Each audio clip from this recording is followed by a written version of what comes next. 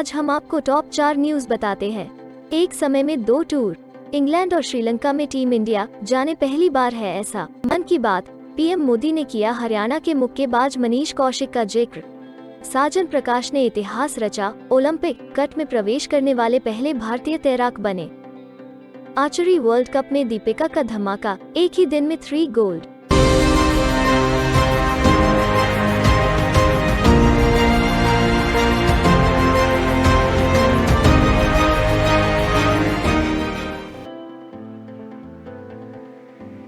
एक समय में 2 टूर, इंग्लैंड और श्रीलंका में टीम इंडिया जाने पहली बार है ऐसा। टीम इंडिया श्रीलंका दौरे पर रवाना हो रही है। इस दौरे पर 3 वनडे और इतने ही T20 मैचों की सीरीज खेली जाएगी। शिखर धवन कप्तान और राहुल द्रविड़ हेड कोच की भूमिका में दिखाई देंगे। वैसे इस बार दिलचस्प बात यह है कि भारत की 2 टीमें एक ही समय में 2 देशों के दौरे पर होंगी। एक तरफ विराट कोहली की कप्तानी में एक टुकड़ी इंग्लैंड में मेजबान टीम के खिलाफ टेस्ट सीरीज की तैयारी कर रही है। वहीं दूसरी तरफ शिखर धवन के नेतृत्व में एक टीम श्रीलंका दौरे पर जा रही है। विराट ब्रिगेड 4 अगस्त से शुरू हो रही 5 टेस्ट मैचों की सीरीज में इंग्लैंड का सामना करेगी। ऐसा पहली बार नहीं है कि भारत की 2 टीमें तैयार की गई हैं। दरअसल 1998 में कुआलालंपुर, मलेशिया में हुए राष्ट्रमंडल खेलों में पहली बार क्रिकेट को शामिल किया गया था। ठीक उसी समय भारत और पाकिस्तान के बीच टोरंटो में 5 मैचों की वनडे सीरीज सहारप फ्रेंडशिप कप 1998 निर्धारित थी। ऐसी स्थिति में भारतीय क्रिकेट बोर्ड BCCI ने 2 अलग अलग टीमें बनाई थी। पाकिस्तान के खिलाफ सीरीज के लिए मोहम्मद अजहरुद्दीन, जबकि राष्ट्रमंडल खेलों के लिए अजय जडेजा को कप्तान बनाया गया था। हालांकि ICC ने कॉमनवेल्थ गेम्स में हुए क्रिकेट को वनडे अंतर्राष्ट्रीय मैचों की मान्यता नहीं दी, जिसके कारण इसे आधिकारिक रिकॉर्ड में शामिल नहीं किया गया। ये मुकाबले लिस्ट ए क्रिकेट में शामिल हुए थे। अब आधिकारिक रूप से ऐसा हो रहा है कि भारतीय टीम इंटरनेशनल मुकाबलों के लिए 2 देशों के दौरे पर है। कॉमनवेल्थ गेम्स में भेजी गई टीम में सचिन तेंदुलकर, अनिल कुंबले, VVS लक्ष्मण जैसे खिलाड़ी शामिल थे। पर यह टीम अपने ग्रुप में 3 में से एक ही मैच जीत कनाडा के खिलाफ पाई और वो नॉकआउट स्टेज मेडल राउंड में नहीं जा सकी। उस टूर्नामेंट में ऑस्ट्रेलिया ने भारत को 146 रनों से करारी शिकस्त दी थी। कप्तान स्टीव वॉ ने नाबाद शतक 100 तारांकित जड़ा था। हालांकि गोल्ड मेडल मैच में साउथ अफ्रीका ने ऑस्ट्रेलिया को हराया था। दूसरी तरफ सौरव गांगुली, राहुल द्रविड़, जवागल श्रीनाथ, वेंकटेश प्रसाद जैसे खिलाड़ियों के साथ टोरंटो गई भारतीय टीम को पाकिस्तान ने सीरीज में 4-1 से हराया। सीरीज के आखिरी मैच में सचिन भी शामिल हुए और 77 रनों की पारी खेली थी। श्रीलंका दौरे के लिए देवदत्त पडिक्कल, पृथ्वी शॉ जैसे युवा खिलाड़ियों को मौका दिया गया है। टीम में ईशान किशन और संजू सैमसन के रूप में 2 विकेटकीपर भी हैं। इन युवा खिलाड़ियों के पास बेहतरीन प्रदर्शन कर मुख्य टीम में जगह बनाने का सुनहरा मौका है।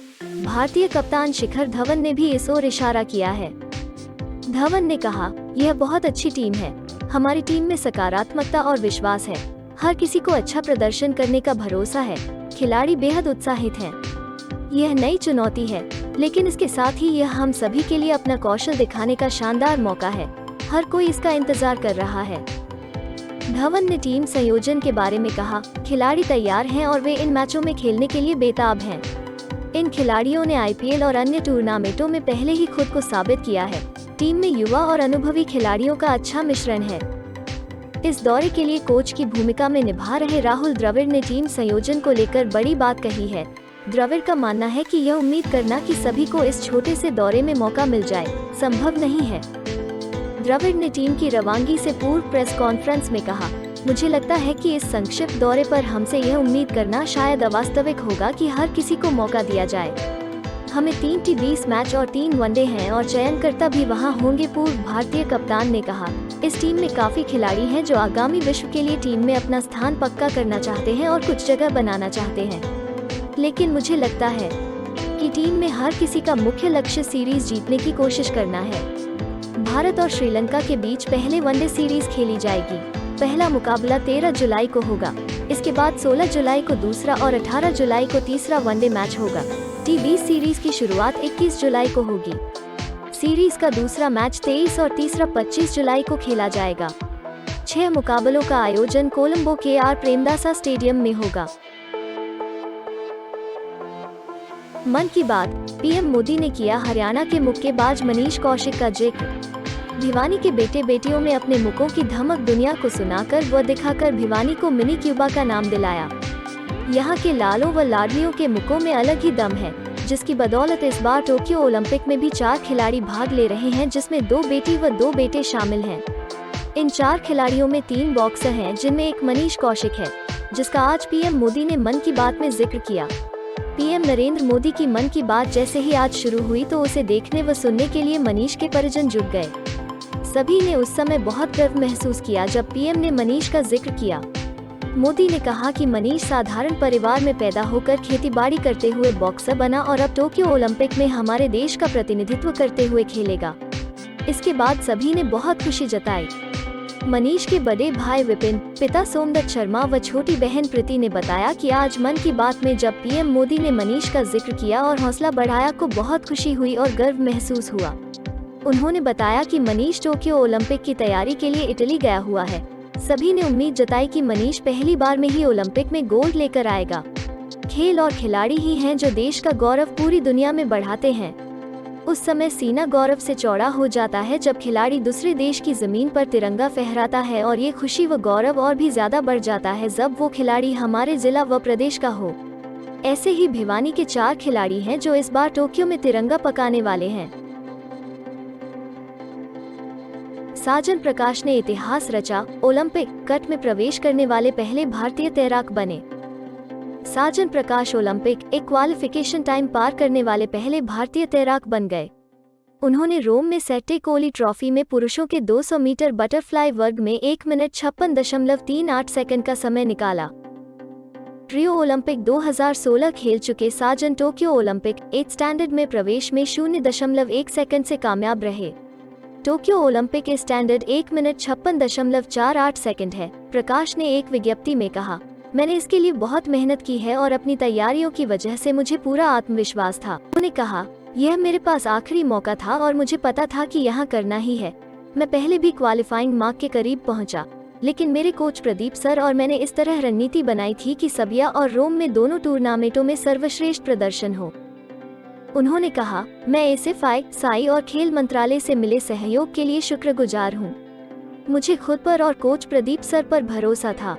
यह उन्हीं की वजह से संभव हुआ है। केरल के इस तैराक ने पिछले सप्ताह बेलग्रेड ट्रॉफी तैराकी प्रतियोगिता में 1 मिनट 56.96 सेकंड का समय निकाला था, जो उनका राष्ट्रीय रिकॉर्ड था।